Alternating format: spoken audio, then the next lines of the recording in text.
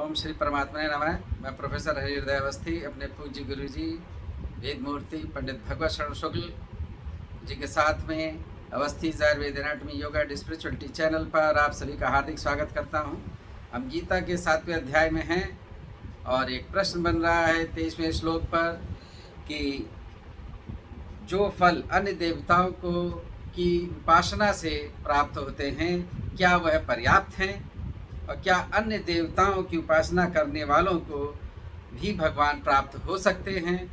तो इस शंका का समाधान हम पूज्य गुरु जी से चाहें। वसुदेव सुतम देवम कंस चाणूरमर्दनम देवकी परमानंदम कृष्णम वंदे जगद्गुरु। इस चैनल से संबद्ध सभी विद्वद्गण, सभी जिज्ञासु छात्रगण, हृदय सज्जन वृंद एवं इस चैनल के संस्थापक आचार्य हरिहृदय अवस्थी जी। आचार्य अवस्थी जी ने प्रश्न किया कि अन्य देवताओं से के उपासना करने से जो फल प्राप्त होता है क्या वो पर्याप्त होता है। दूसरा प्रश्न यह है, क्या अन्य देवताओं की उपासना करने वाले भगवान को प्राप्त कर सकते हैं या नहीं। भगवान ने इन दोनों प्रश्नों का उत्तर इस श्लोक के माध्यम से दिया। अंतवत्तु फलम तेषां तद्भवत्यल्पमेधसां देवान् देवयजो यान्ति मद्भक्ता यान्ति मां भक्ति। अर्थात जो भी फल होता है जिस देवता से आप प्राप्त करते हैं उसकी आराधना करने से वह फल जो आपको मिलेगा वो उतना ही मिलेगा जितना उस फल को देने के सामर्थ्य देवता विशेष में है। उससे अधिक वो नहीं दे सकता। फल क्या है? पुरुषार्थ सिद्धि, धर्म, अर्थ, काम, मोक्ष, इससे संबद्ध जो फल है वही फल है। कोई धर्म की सिद्धि चाहता है तो अनेक प्रकार के यागादि कर्म करता है।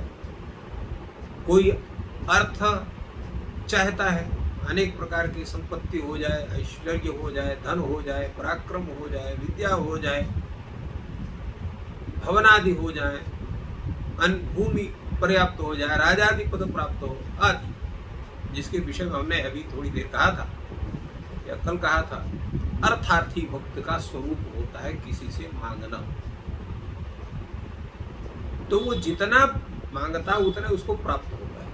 तो धर्म, अर्थ और काम इतने का ही देने के सामर्थ्य किसी देवता विशेष में हो सकता है, मोक्ष प्रदान नहीं कर सकता। तो धर्म का जो स्वरूप है, धर्म की जो संप्राप्ति है, वो तो वेदादि स्वाध्याय के द्वारा, गुरुजनों के मार्गदर्शन के द्वारा और तत्त देवता विशेष के द्वारा संप्राप्त बुद्धि से आपको प्राप्त होगा, गुरु की कृपा से। बिना गुरु की कृपा से आपको धर्मादि विद्याओं का ज्ञान नहीं हो सकता है, परंपरा का ज्ञान नहीं हो सकता है। इसलिए धर्म की जो संप्राप्ति है वैसे देवता विशेष की उपासना करने पर भी उसकी प्राप्ति में गुरु का रहना अत्यंत आवश्यक, उसके बिना संभव नहीं। अर्थ की संप्राप्ति में, तादृश ऐश्वर्य की संप्राप्ति में वो आपको बुद्धि देंगे, उसको प्राप्त करने का पराक्रम आपके अंदर देंगे। तो वो बुद्धि है, पराक्रम है, उससे संप्राप्त जो फल विशेष है उसकी अवधि निश्चित है। जैसे बहुत बलवान व्यक्ति भी वृद्धावस्था में कमजोर हो जाता है, उसकी शक्ति समाप्त हो जाती है। अत्यंत बुद्धिमान व्यक्ति भी अगर उसका शरीर शिथिल हो गया है रोग आदि के द्वारा तो बुद्धि भी काम नहीं करती। अनेक प्रकार के भोग ऐश्वर्य होने पर भी शरीर में अगर सामर्थ्य उनका भोगने का नहीं है तो उनको आप भोग नहीं सकते। देख के ललचा जरूर सकते परंतु उसका भोग नहीं कर सकते। तो इसलिए जो भी उन देवता विशेष की उपासना से संप्राप्त जितने फल हैं वो क्या है, अंतवत, अर्थात अंतमान, एक ना देख उनकी वो सब फल समाप्त होते हैं, नाशवान। क्यों नाशवान? क्योंकि आपने वही चीज मांगा है।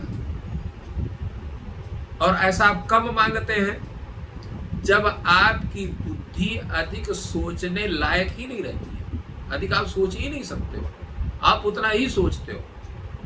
जैसे अत्यंत भूखा व्यक्ति अगर कोई है, उसे पूछे तुमको क्या चाहिए, तो ये कहे मुझे भोजन चाहिए। जिसके वस्त्र फटे वो क्या कहेगा, आपको क्या चाहिए? वो कहे मेरे कपड़े फटे, मुझे कपड़ा दे दीजिए। किसी के मकान नहीं तो मकान चाहिए, किसी के वाहन नहीं है तो वाहन चाहिए। तो आदि जितने भी जो भी आपके भोग से संबंध वस्तु विशेष है आपके पास होने पर उसकी आप मांग करते हैं। कोई ये नहीं कहता मुझे परमात्मा का साक्षात्कार चाहिए, मुझे परमात्मा का ज्ञान चाहिए, मुझे परमात्मा की भक्ति चाहिए, मुझे परमात्मा के प्रति अत्यंत सामीप्य चाहिए, ये कोई नहीं मांगता है। जानता है कि इसका भोग नहीं हो सकता है। क्यों ऐसा जानता है?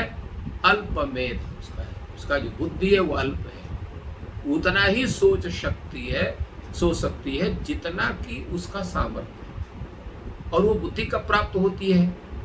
विशिष्ट बुद्धि कब प्राप्त होगी? विशिष्ट बुद्धि प्राप्ति होती है जो उस परमात्मा की हम आराधना करते हैं। जैसे आप किसी ऑफिस के चपरासी से बात करते हैं तो आपको उतनी ही बात बताएगा जितना वो जानता है, और डायरेक्ट अगर ऑफिस के अधिकारी के पास जाते हैं तो आपकी पूरी बात भी बताएगा, आपकी बात सुनेगा और आपका कार्य भी सिद्ध करेगा। तो ये जितने भी देवता हैं उस परमात्मा के अधीन होकर काम करने वाले हैं, तो उतना ही आपका कार्य कर सकते हैं जितना उनका सामर्थ्य है। परंतु उस परमात्मा के प्रति आप समर्पित हो जा रहे हैं, उसके प्रति आपका जब भावपूर्ण रूप से श्रद्धा पूर्वक बनता है, तब आपको जो फल प्राप्त करेगा वो अखंड फल होगा। अखंड फल क्या है? मोक्ष रूप फल, जो अखंड फल है। इसलिए जो अल्प बुद्धि वाले व्यक्ति हैं वो केवल ऐश्वर्य की प्राप्ति मांगते हैं, और वो ऐश्वर्य जो है वो नाशवान है, उसको एक ना एक दिन उसको नष्ट ही होना है। किसी का नाश आपके सामने हो जा रहा है, किसी का नाश आपके न रहने पर स्वतः नष्ट माना जाता है।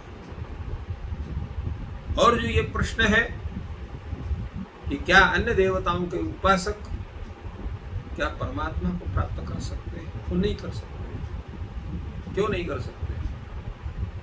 उसका कारण यही है कि जब आप जो है केवल स्थल विशेष की संप्राप्ति से ही संतुष्ट हैं, आगे की आपकी इच्छा ही नहीं है, तो फिर आप आगे के स्वरूप को, ऐश्वर्य को, व्यक्ति विशेष को कैसे प्राप्त कर सकते हैं?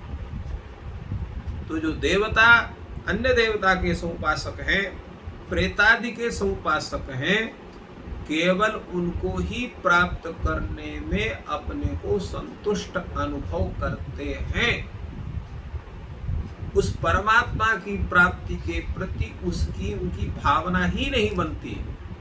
इसलिए देवान देव यजो यन्ति, देवान यजते देव यज। तो जो देव यज है अर्थात देवताओं की उपासना करने, अन्य देवताओं की उपासना करने वाले हैं, वो केवल देवताओं को प्राप्त करते हैं, स्वर्ग आदि लोग को प्राप्त करते हैं, उनका भोग करके, और पुनः पुण्य क्षीणे पुण्य मर्त्य लोकम विशन्ति। जब उनका पुण्य क्षय होता है पुनः मृत्यु लोक को प्राप्त करते हैं। और मत भक्ता यान्ति मामपि, जो मेरे भक्त हैं अर्थात डायरेक्ट जो भगवान श्रीमन नारायण की उपासना करने वाले हैं, उनके प्रति समर्पित हैं, उनके प्रति श्रद्धा रखते हैं,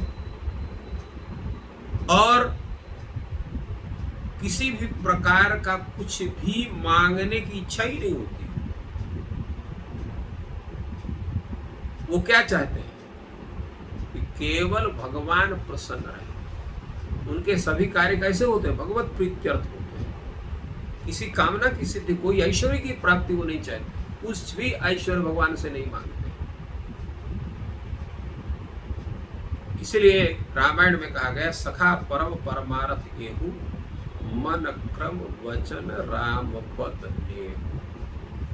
मन वाणी करो से उस परमात्मा का जो ध्यान है, उनका जो भजन है, उनका उनका जो संकीर्तन है, उनका जो ध्यान है, उनके प्रति जो समर्पण है, वही मुख्य है।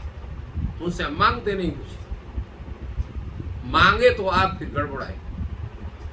मांगना ही सबसे गड़बड़ है। परमात्मा से कुछ मांगना ही नहीं। जैसा अभी पूर्व में कहा गया है कि जो मुझे जान लेता हूं, क्या कहता है? वो कहता है वासुदेव सर्वमिति स महात्मा सुदृढ़वा।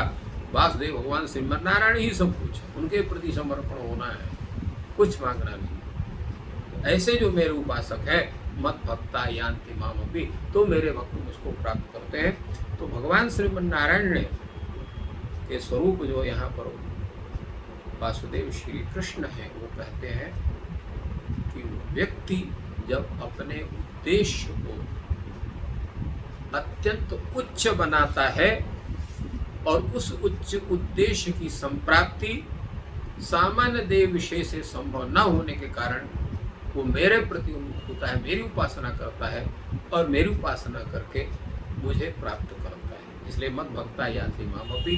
किंतु जिन लोगों के अंदर केवल अपनी सामान्य आवश्यकताओं की पूर्ति की ही केवल इच्छा है, उस परमात्मा की संप्राप्ति, उस परमात्मा के प्रति समर्पण की इच्छा ही नहीं है, उनको केवल वही देवता ही प्राप्त होंगे और साथ साथ में केवल उतना अभिलषित फल ही उनको, जो नाशवान फल है, उनको प्राप्त होगा।